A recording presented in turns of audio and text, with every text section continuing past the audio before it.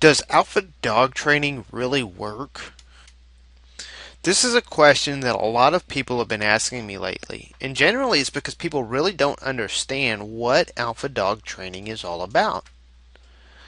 You see, many people mistakenly assume that alpha dog training is about being aggressive or asserting dominance over your dog through intimidation tactics.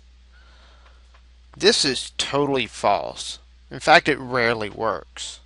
Although these methods have been popularized by many fear-mongering dog trainers that are trying to pronounce their expertise so that they can rip you off with a dog training program that actually winds up doing you more harm than good. First of all, let's talk about what alpha dog training is. In order to understand alpha dog training, you need to understand that your dog is by natural instinct a pack animal. They're going to rely more on their instincts to know how they should behave rather than on emotions like people do. In a pack, there's a dominant or an alpha dog that makes sure that everyone in the pack is treated fairly and behaves in a proper manner. In order to ensure that the pack stays strong, this is often the strongest dog within the pack. However, contrary to popular belief, dogs in the wild don't really fight over who is in charge. In fact, the leader is often determined by age as well as how well they hunt and care for the rest of the pack. When it comes to training a dog, you need to understand a little bit of this primal instinct. If there's no clear leader in your home, your dog is going to assume that they are the alpha dog. This means that they won't be taking orders from you or whomever you delegate to take on that responsibility. Alpha training is simply a matter of taking the dominant role in your dog's life. You don't have to be aggressive towards your dog in order to accomplish this. In fact, often your dog will mirror your behavior. So if you're aggressive towards your dog, you can actually turn them into being aggressive as well. That's the natural order of the pack. They always follow what their leader does.